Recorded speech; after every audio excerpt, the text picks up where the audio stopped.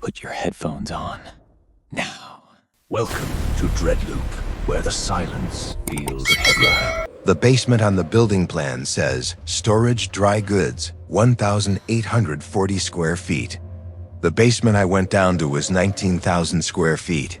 I measured dot. I want to be clear about that. I didn't estimate. I didn't pace it off. I had a Bosch laser measure clipped to my belt because that is what an inventory clerk carries on a Tuesday afternoon when corporate is asking why a pallet of canned tomatoes is missing. I measured wall to wall in 3 directions. The numbers are in my notebook. The numbers are real. I'm going to tell you why my paycheck has been $19.40 short every week for 6 weeks.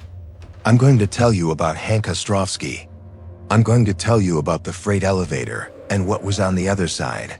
When it opened dot, there are minutes that your life fits inside, and minutes that don't fit anywhere. The 2 hours I'm about to describe didn't fit anywhere. I'm still figuring out where they went. Phase 2, soft grounding, 054 to 412. I work for Hartwell Foods, the cold storage distribution center on Granger Road, Cleveland. I have been an inventory clerk there for 4 years. I am not telling you my name yet. The job is straightforward. Cold storage warehouses run on a tracking system. Pallets come in, get scanned, get assigned a slot, get pulled when an order arrives, get loaded onto trucks. The system records every motion. A pallet of canned tomatoes received at the dock at 8:14 a.m. gets scanned, assigned to slot B114, and the system knows where it is until someone scans it onto a truck. There are 9,800 slots in the active warehouse. The system tracks all of them. In real time, the system also flags discrepancies. When the count on the floor does not match the count in the database, that is called a shrinkage entry. Most shrinkage is mundane. A damaged pallet written off, a miscounted case, a forklift dent on a corner that requires the unit to be pulled. Bigger discrepancies are called variances. Variances get investigated. Investigations are my job. On Tuesday afternoon, October 8th, at 1:36 p.m., I received a variance ticket. Pallet number 4,408,291. 80 cases of Hartwell brand crushed tomatoes in 28-ounce cans was logged as received at 7:52 a.m., but had not been scanned to any slot. 6 hours of dwell time. The system was asking where it was. Here is something I should be honest about. I like this job. I like the cold air. I like the discipline of the racks. I like that the building is loud during day shift with 60 workers. 20 forklifts, 3 loading docks running, the constant beep of reverse alarms, and that none of the noise is personal. The job asks you to count things and to be correct about them, and the rest of life is a relief from how hard it is to be correct about anything else. I should also tell you that I had been worried about my job for about 3 weeks before that. Tuesday, Hartwell had announced a system optimization review. 2 clerks in the Pittsburgh hub had been let go. The corporate email used the phrase reconciling roles to actual workflow, which is corporate language for somebody is about to be fired and the language is being prepared for them. I had a wife. I have a wife. Her name is Margot. We had been talking about a second child. I had been picking up extra hours. That is the emotional fact. I'll come back to it. At 1:42 p.m., I clocked into the warehouse floor with my scanner, my notebook, my measurement, tools, and the variance ticket for pallet 4,408,291. I did not yet know about the basement. Phase 3, subtle wrongness, 412 to 1348. The first place I check for a missing pallet is the receiving zone. That is where 4,408,291 had been logged at 7:52 a.m. If the receiving clerk had failed to assign a slot, the pallet would still be sitting there. It was not. The receiving zone was busy. 2 forklifts moving inbound product. A driver waiting for paperwork. The receiving clerk was Maritza Salinas, who has been at Hartwell longer than I have, and who was very good at her job. I asked her about pallet 4,408,291. She pulled it up on her terminal. She read the timestamp. She read the slot column, which was blank. She frowned. She said, "I scanned that one in at 7:52. I remember because the truck was early and the driver was annoyed about waiting. Where did you put it?" "Conveyor 4, aisle B." I went to aisle B. The first 6 slots of conveyor 4 were filled with mixed produce. Slots 7 through 14 were empty. The pallet should have been in one of those slots. It was not. I scanned every adjacent slot, a row, B row, C row, for 40 minutes. I checked the staging zone. I checked dock 3 in case it had been restaged for outbound. I checked the cross-dock conveyor. The pallet was not in any of the places. A pallet of canned tomatoes can be. At 2:23 p.m., I returned to Maritza. She was on a phone call with corporate. She held up one finger. I waited. When she got off the phone, she said, "Try the freight elevator." "There's no slots in the freight elevator." "I know," she said. "But sometimes things get put on the freight elevator and forgotten when the elevator gets called for something else. I've seen pallets sit there for a day before someone notices." I should mention that the freight elevator at Hartwell goes to 2 places.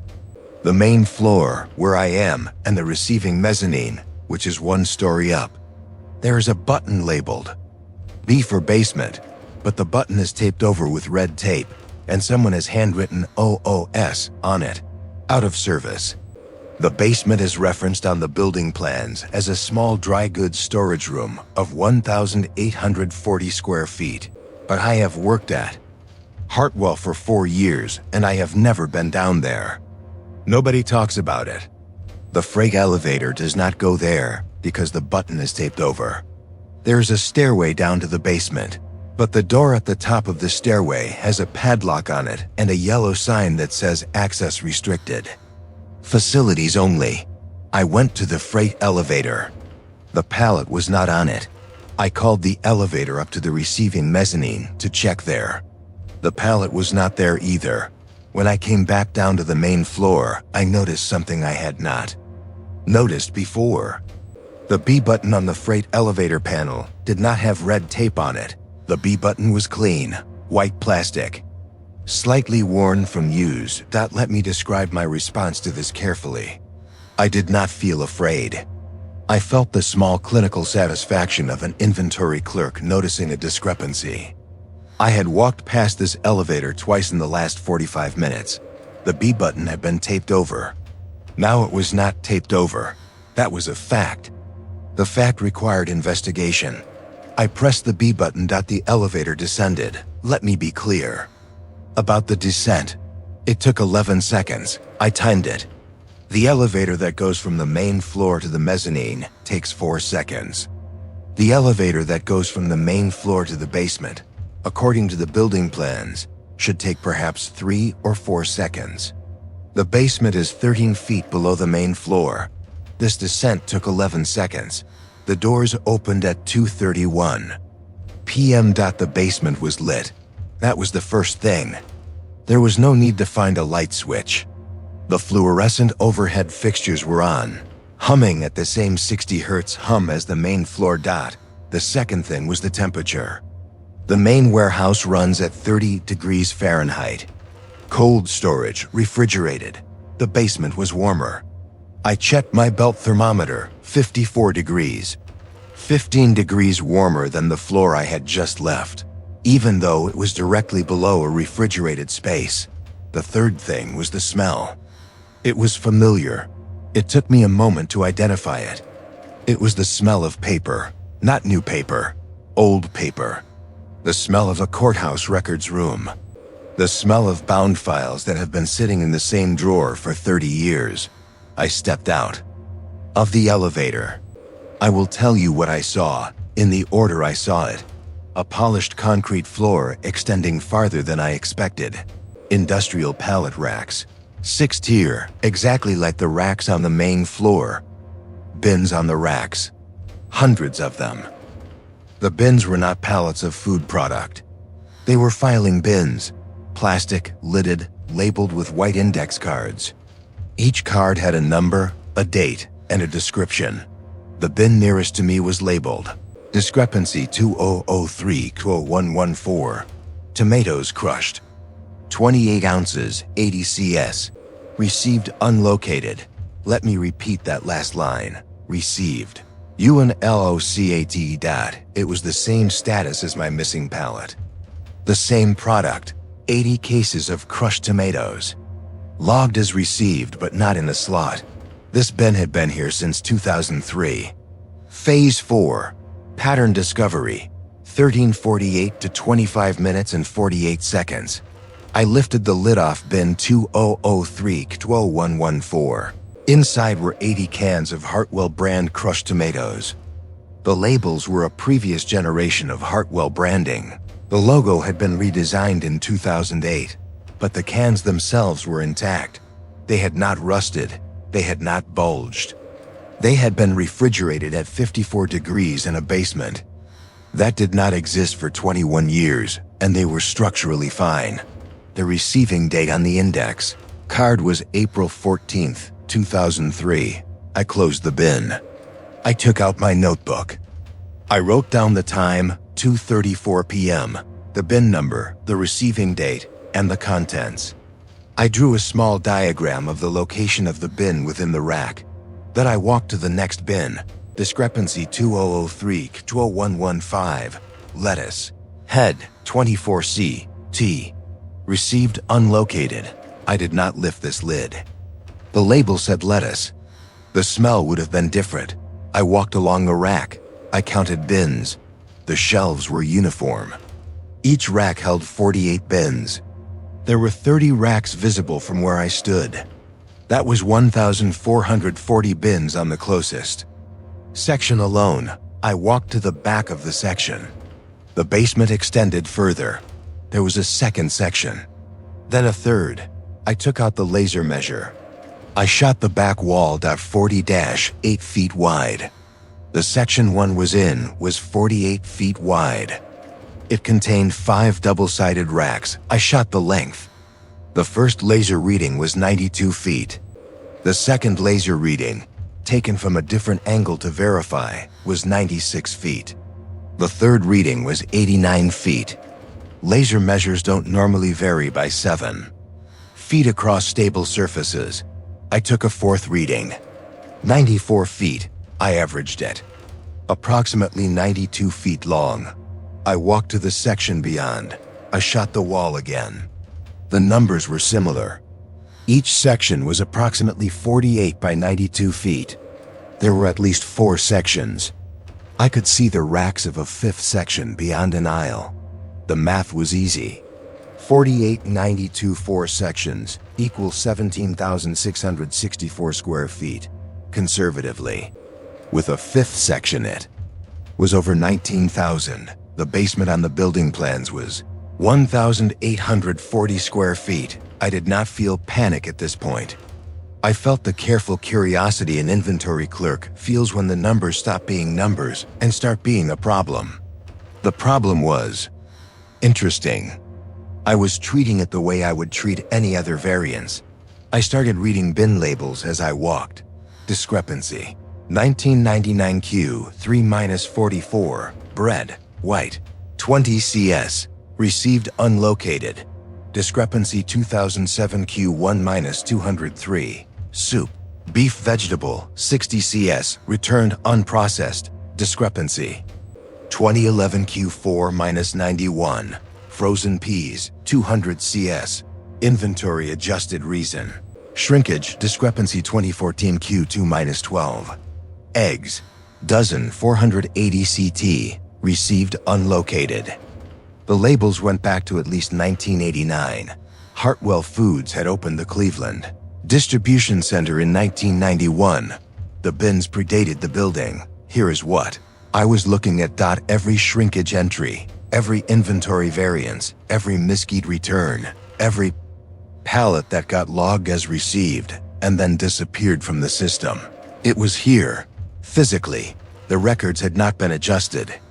The records had been moved down to a basement that did not exist on the building plans, into a bin with the original index card, where the product sat at 54 degrees in dry climate-controlled air and continued to exist. The system says, "It's gone. The system has reconciled the loss. The bookkeeping is clean, but the thing the bookkeeping wrote off is here. Behind the racks, I saw a corridor. The corridor was wider than the racks. It led further back into the basement. I could not see the end of it. I checked my watch. 2:42 p.m. I had been down there for 11 minutes. It felt like an hour. I made a note of this in my notebook. Later I would reread this note and find it interesting that the discrepancy between felt time and clock time had begun this early. I walked toward the corridor. I want to slow down here, because the next 20 minutes are when I should have left. I did not leave. I want you to understand why. I have been an inventory clerk for 4 years. Before Hartwell, I worked retail loss prevention for 2 years. And before that, I was an assistant manager at a regional pharmacy chain. I have spent my entire working life looking at numbers that don't match and trying to figure out why. The numbers tell you stories. A pallet of crushed tomatoes that was logged in but cannot be found is not a missing pallet. It is a missing process. Somebody forgot a step. Somebody scanned the wrong barcode. Somebody set the unit on the wrong conveyor and walked away. Find the missed step. Find the pallet. The basement was a missed step. That is what I told myself as I walked toward the corridor. I was not investigating a haunting. I was investigating a process. The process was the wrong process, but it was a process, and I have been trained to chase those. I walked the corridor for approximately 3 minutes before I saw the second person. She was at the end of an aisle, 4 sections deep into the basement. She was wearing a navy Hartwell shirt and pushing a cart with a stack of empty bins on it. She had her back to me. She was older, perhaps 50, perhaps 55, with hair pulled into a low gray braid. The cart was the same model of cart we use upstairs.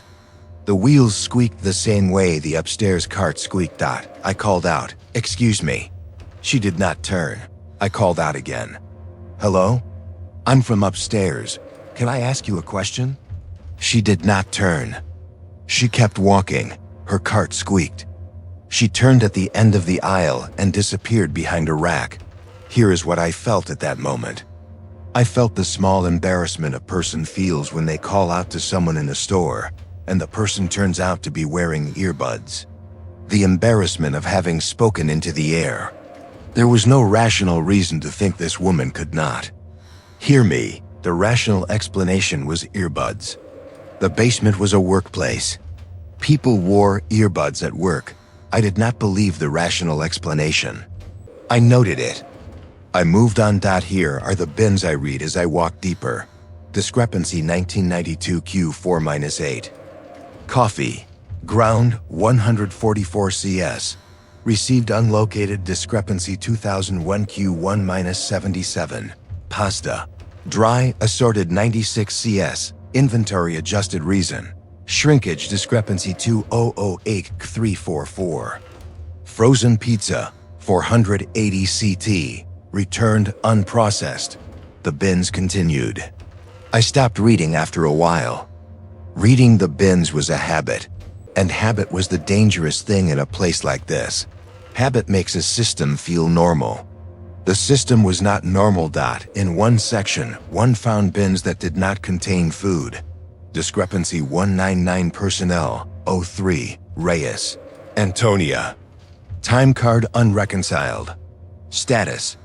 Active. Discrepancy 204 personnel 19.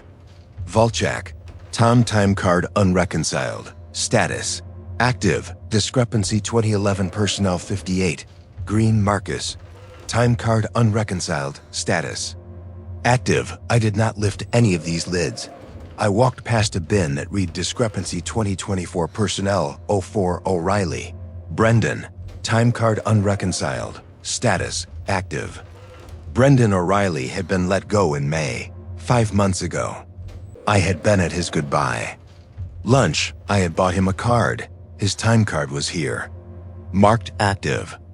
As if his last clock out had not registered upstairs, and he was still earning hours. Somewhere I could not see. I made a note of his bin number. I walked further. The 4th section opened up. This is the part where I want to be careful with what I tell you. There were sounds in the basement. I had not noticed them at first because they were muted, low, and continuous. The sound of a working warehouse. Muffled forklift beeps. The distant murmur of voices. The clatter of cardboard. Footsteps. The basement sounded like the warehouse. On the floor above, except slightly underwater, slightly delayed, I followed the corridor. It opened into a 4th section. In this section, the racks were not full of bins. They were full of pallets. Real pallets. Active product. Recent product. The labels on the pallets had Hartwell's current logo. The receiving dates were from 2024, from this year, from this month, from last week. These were the pallets that the warehouse upstairs was missing. I read the slot tags. Current year. Active inventory. Pallet number 4,385,102. Pallet number 4,391,888. Pallet. #440224. Pallet. #4,408,291. I found my pallet. Pallet. 4,408,291. 80 cases of Hartwell crushed tomatoes. Receiving date October 8, 2024. Today, at 7:52 a.m. It was here. In a basement that did not exist. Stacked neatly in slot 4G of section 4. I took out my scanner. I scanned the pallet's barcode. The scanner beeped. The screen showed pallet 4,408,291. Received slot B114. The system upstairs, the system that had sent me down here looking for it, registered the pallet as being in slot B114 on the main floor, where I had checked. Where it was not, but the scanner had just scanned it, here, in a basement that wasn't supposed to exist. And the system had said, yes, that's slot B114. The bookkeeping had moved. The product had moved. Both moves were complete and consistent. The system did not have a discrepancy anymore, except that I was standing here and the pallet was not where the system said it was. And that was a discrepancy the system did not contain. I made a note of this. 2:46 p.m. That is when I heard footsteps that were not muffled. Phase 5. Controlled tension to 25 minutes and 48 seconds to 42 minutes and 0 seconds. Real footsteps. Crisp ones. Boots on concrete, walking with purpose. They were coming from deeper in the basement, from beyond. The 4th section, from a direction I had not yet looked. I took my flashlight off my belt. The basement was lit, but the light was thin. I needed the flashlight more for posture than for illumination. It made me feel less alone. The footsteps stopped. I waited for several seconds. Nothing. Then a voice said, "Hello?" The voice was male, older, calm. The kind of voice that has worked in warehouses for a long time and has learned to use a normal volume because shouting makes you hoarse. I said, "Hello. You from upstairs?" "Yes." "Inventory?" "Yes. They send you to count Q section?" I did not know what Q section was. I said, "I'm looking for a pallet. Number 4,408,291. There was a pause. Then the voice said, "That's a current one. Recent. Section 4. You found it?" "Yes." "Then you can head back up? Anything else?" "I want to ask you some questions." A longer pause. Then the voice said, "Come around the racks. I'm at the desk." I walked around the racks at the end of section 4. There was a desk, an old metal desk, a 1980s computer monitor with an amber phosphor screen, a chair, a man. The man was sitting at the desk. He was perhaps 65, perhaps 70 lean. White hair cut short, glasses on a chain around his neck. He wore a Navy Hartwell Foods button-down with his name embroidered on the chest pocket. The name was Ostrovsky. He had a forklift operator's pin on his collar that I had not seen Hartwell issue since approximately 2003. I knew because we had photos in the break room of an awards ceremony from 2002, and that pin was the last edition. He nodded at me. He said, Hank Ostrovsky. Calvin, I said. That is my name, Calvin. I was not going to lie to him. Calvin, please, you don't usually come down here. Just me and the second shifters. Let me describe Hank carefully. He looked exactly like a man who had worked a long career in warehousing. His hands were calloused on the side of the palm where forklift levers leave marks. His posture was the posture of someone who had spent decades lifting carefully. He smelled faintly of menthol cough drops. His hands were the part that was wrong. I noticed it gradually. He was holding a pen, standard ballpoint. He was tapping the desk with it as he spoke. The pen made the correct sound. The desk made the correct sound. But when his hand moved, the shadow of his hand did not move with it. There was a quarter second of lag, as if his hand was a video file with a slightly wrong frame rate, and the shadow was the audio track running on its own clock. I did not say anything about it. I said, "How long have you been at Hartwell?" 41 years, he said. You worked at the Cleveland Center for 41 years? Started in 1983. They opened the basement before they opened upstairs. I was on the original crew. 10 of us. Ran reconciliation for the regional hub. Reconciliation? He gestured at the racks, at the bins, at the long rows of discrepancies stretching back behind us into the dark. Variances, he said. Inventory that didn't add up. Pallets that didn't fit. Returns that didn't process. Anything the upstairs system flagged as gone. We kept track of it down here. Made sure nothing actually went missing. Just changed which set of books it was on. I pointed at the closest bin. This is from 2003. Yes, the pallet is still in it. Yes, the system says it was written off as shrinkage. 21 years ago. Yes, but it's still here. Hank smiled. It was a patient smile. The smile of a man who has had this conversation before. Things don't actually go away just because the books say they did, Calvin. Somebody has to keep track. That's our job down here, I said. Whose job? Mine, the second shifters. The third shifters. Everybody who works the basement. I looked around. Other than Hank, I had not seen anyone in the basement. The warehouse sounds I had heard earlier, the muffled forklifts, the voices, the cardboard, they were still happening. In the distance, beyond the corridor, beyond what I could see. I sighed. I haven't met anyone else. They're in the back sections, we're spread out. 40,000 bins is a lot to maintain. 40,000? Approximately. How big is this basement, Hank? He thought about it. He took off his glasses, polished them on his shirt, put them back on. He said, best estimate, when I last walked it end to end, is about 7 acres. Here's what I felt at this point. I felt nothing in particular. Or, more precisely, I felt the small electric stillness an inventory clerk feels when a number stops being a number and becomes a sentence.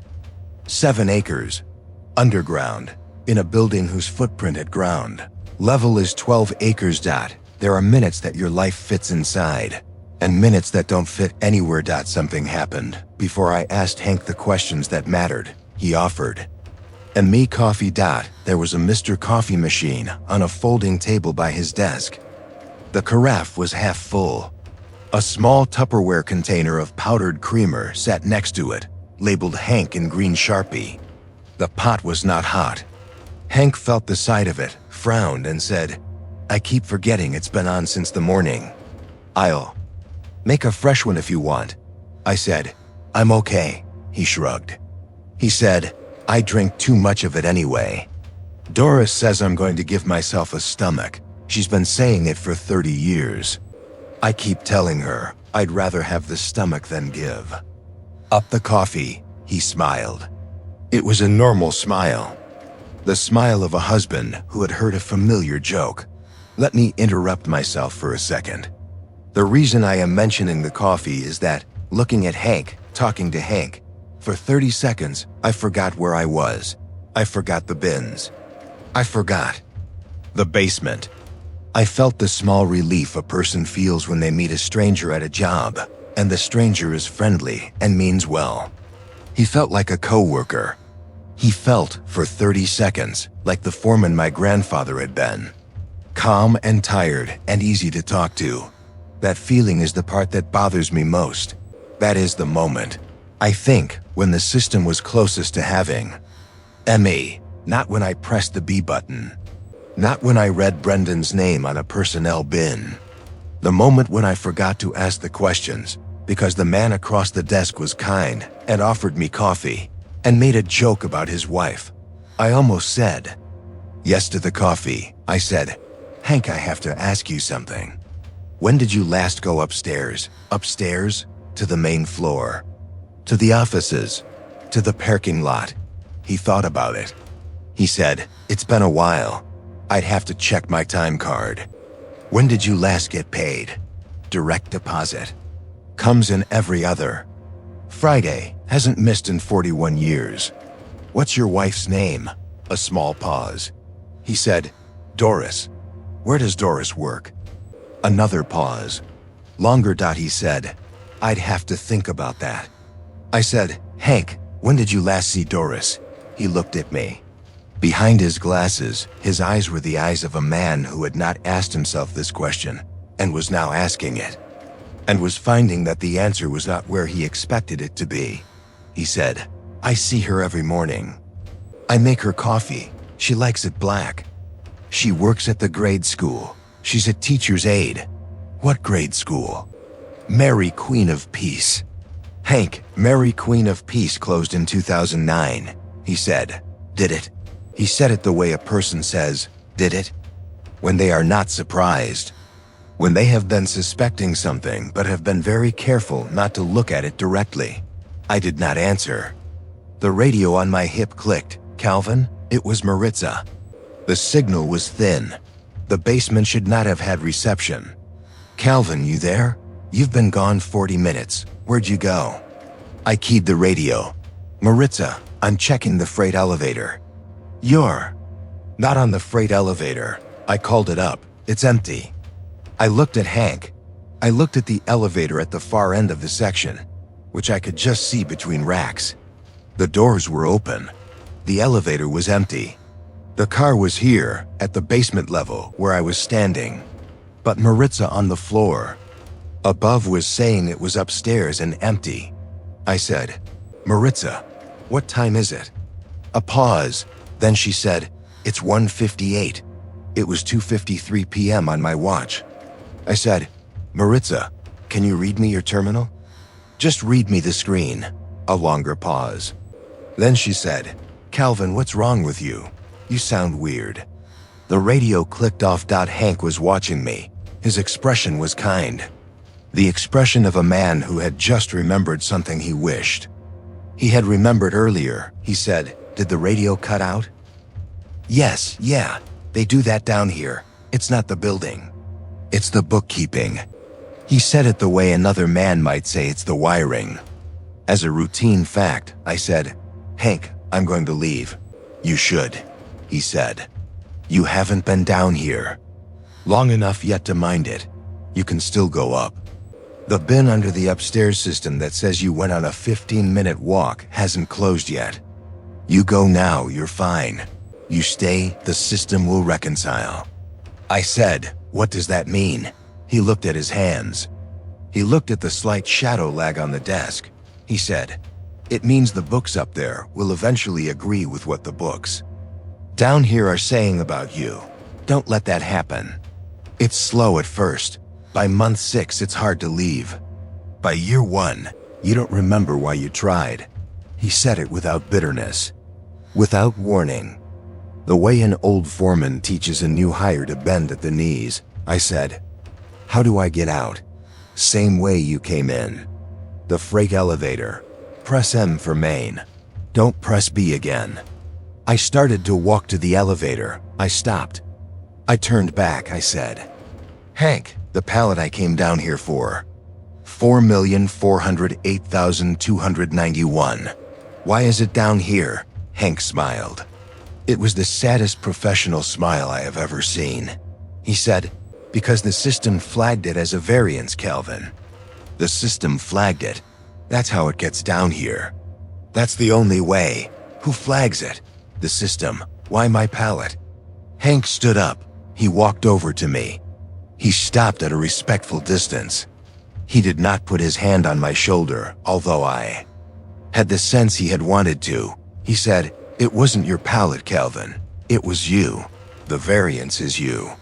You were flagged for review 3 weeks ago. The system optimization. The reconciliation of roles. The pallet was bait. You came down here because the work asked you to. That's how the system handles the people it's about to write off. It doesn't fire you. It reconciles you. It moves you onto the books that don't need approval from upstairs. Let me write this down exactly the way Hank said it. He said, we don't get fired, Calvin. We keep working. The pay keeps coming. The wife keeps existing somewhere that's hard to remember. The job keeps making sense. The only thing that's missing is the part where anyone upstairs knows we still exist. Phase 6. Unforgettable scene. 42 minutes and 0 seconds to 52 minutes and 12 seconds. The freight elevator. 2:51 p.m. Let me describe the next 9 minutes carefully. I did not run. The clinical part of me, the part that has spent 4 years counting cans, took over. The clinical part is the part that survives. I said, thank you, Hank. He said, Calvin, one more thing. I waited. If you make it up. If you reconcile clean. Margot's going to ask you why you're quiet for a few days.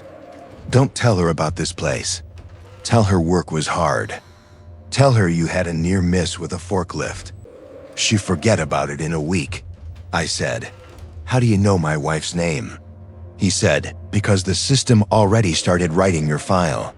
I read the first page yesterday. I walked to the freight elevator. The doors were open. The car was empty. I stepped in. I pressed M for main. The doors did not close. I waited. I pressed M again. The doors did not close. Let me describe what the basement sounded like in those seconds. The fluorescent overhead. Fixtures hummed at 60 hertz. The electric hum was the same hum as the warehouse upstairs. The hum was steady. It did not waver. Beneath the hum, the muffled warehouse sounds I had been hearing all afternoon. Forklift beeps. Distant cardboard footsteps went quiet. They did not fade. They cut. Between 1 second and next, they were not there anymore. The basement was now silent except for the hum. I was holding the elevator's handrail with my right hand. I noticed that I had not put my hand there consciously. The handrail was cold. The elevator car was the same temperature as the basement, 54 degrees, and the metal of the handrail was cold the way only metal can be cold. I counted to 5. The silence held. I counted to 10. The silence held. At 14. Somewhere in the basement, very far back, a single squeak. The cartwheel of the woman with the gray braid.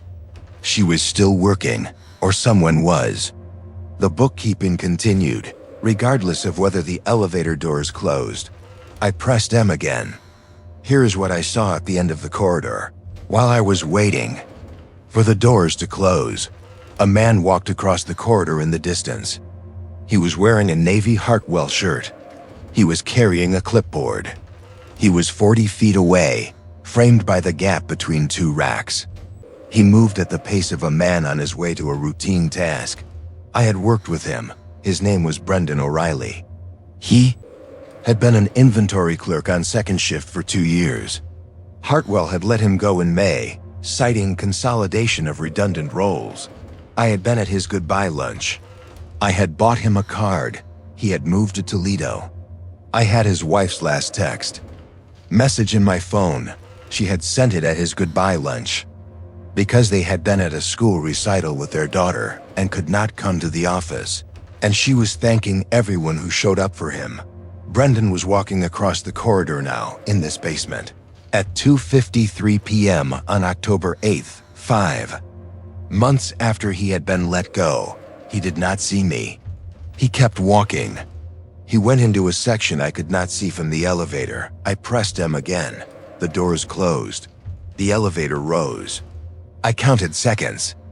11, 12, 13, 14, 15.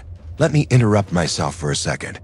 I want you to imagine that you are in this elevator with me. The car is the size of a large bathroom. The walls are scuffed metal painted gray. The button panel has 8 buttons, and one of them, B, has been clean and unmarked since I pressed it 45 minutes ago. The car is rising. The number above the door does not display any floor. It just shows a small green dot that travels up a short bar. The elevator is taking longer than 11 seconds. I am at second 19, second 23. Second 20-8. The elevator should have arrived at the main floor at second 11. We are now triple time. I look at the panel. The B button is white. The M button is lit. I have not pressed any other button. At second 34. The elevator stops. The doors open. I am on the main floor. Here is the main floor as I saw it at 2:54 p.m. Maritza was at her desk. The lights were on. The reverse alarms of the forklifts were beeping. 2 drivers were waiting at dock 3. A pallet of frozen chicken was being scanned at receiving. The clock on the wall above the break room door read 1:59 p.m. I had walked off the elevator at a different time than I had walked in. Maritza looked up. She said, "Calvin, what are you doing?" "Where have you been?" I said. "I was checking the freight elevator." "You were on it 3 minutes ago." "I called it up. You weren't on it." I said. "I came back up." She studied me. She said, "You okay?" I said, "I'm fine." I went to my desk. I sat down. I opened my terminal. I pulled up pallet 4408291. The system showed pallet 4,408,291. In slot B114. I went to slot B114. The pallet was there. The barcode scanned. 80 cases of crushed tomatoes. The variance ticket closed automatically. Let me describe my response to this carefully. The system was now correct. The pallet that I had found in a basement that should not exist was now upstairs in the slot the system had assigned to it, available for outbound. The variance that had sent me looking was now closed. There was no record of me having been gone for an hour and 12 minutes. The system showed I had been on a routine inventory walk for 19 minutes. My brake tracker showed 19 minutes. My access log showed I had not used the freight elevator at all. I had come back up. The system had reconciled my absence to fit its preferred timeline. The basement existed. I had been there. Hank Ostrowski was real. Brendan O'Reilly was alive. Somewhere underground. The pallet was upstairs because the system had decided the pallet should be upstairs. None of it was fictional. The clock said 1:59 p.m. My watch said 2:54 p.m. I changed my watch. I clocked out at 3:50 p.m. on schedule after pretending to do another hour of work. Phase 7, resolution, ordinary aftermath, -52 to 12 to 57 to 36. Drove home that night. Let me describe the drive. I-77 at rush hour. The Cuyahoga River on the right. The city skyline reasserting itself in the windshield. I did not feel afraid. I felt the small clinical satisfaction of a man whose books had balanced out. That feeling is the part that bothers me. I sat in my car in my own driveway for 9 minutes before I went inside. I was not crying. I was not shaking. I was running through the events of the afternoon as if they were a column of inventory entries. and I was looking for the line that did not match. There was no line that did not match. The system upstairs said the pallet was where it was. The system downstairs said the same. My watch and the wall clock disagreed by 55 minutes, but I had reset my watch. The disagreement was now reconciled. The reconciliation was the wrong reconciliation. I thought about something in the driveway. I thought about my grandfather. He worked 38 years at a steel mill in Lorraine. He retired in 1991, the same year Hartwell opened the Cleveland Center. The week he retired, he told my father something I did not understand at the time. He said, "The books are always balanced. Somebody is always paying." I had thought he meant capitalism. I had thought it was a dad joke about labor. Sitting in the driveway, I thought maybe he had not been making the joke. Margot was home. She had made chicken thighs. She asked about my day. I told her about a pallet of crushed tomatoes that had taken me 2 hours to find. She laughed. She said something about how my job was the only job in the world where finding 80 cans of tomatoes counted as a war story. I did not tell her about the basement. I did not tell her about Hank. I did not tell her about Brendan, who was in Toledo according to his Facebook, but was also 40 feet away from me at 2:53 p.m. yesterday with a clipboard. I went to work the next day. The work was the same. The system was clean. No variance tickets. The basement door upstairs still has the padlock and the yellow access restricted sign. The B button on the freight elevator has the red tape on it again. I checked. I have looked for the B button to be clean again, the way it was on Tuesday, October 8th at 2:23 p.m. I have not seen it. I have tried pressing the B button through the tape. The button does not respond. At least, I have not yet been able to make it respond. That is the part I want to explain to you. 6 weeks have passed since that Tuesday. My job is fine. My job is in fact very secure. The system optimization review that I was worried about completed in late October. 2 clerks at the Toledo hub were let go. I was not on the list. That is the first thing. The second thing is my paycheck. Hartwell pays bi-weekly via direct deposit. Every check since October 12th, the Friday after I went to the basement, has been short by exactly $19.40. $19.40 is 1 hour at my hourly rate. I called payroll. They told me my hours were fine. They told me my deposit slip matched my hours. The deposit slips do match. The bank app does not. The bank app shows $19.40 less than the deposit slip every time. I have not called the bank. I am afraid of what they will say. There are minutes that your life fits inside. There are minutes that don't fit anywhere. I am missing 1 hour every 2 weeks, paid into a basement I cannot return to, where Hank Ostrowski has been working for 41 years, and where my last 6 weeks of 1 hour reconciliation entries are sitting in a bin with my name on it, waiting for the bookkeeping to catch up. I should be honest about one more thing. 2 weeks after the basement, on a Saturday morning, I drove to the Hartwell Cleveland Center. I did not go inside. I parked in the back lot near the rail spur, and I sat in my car and I watched the loading docks. The Saturday crew was small, 6 trucks, a handful of workers. I watched the freight elevator from a distance through the dock 3 doors. I could see the panel. I could see the buttons.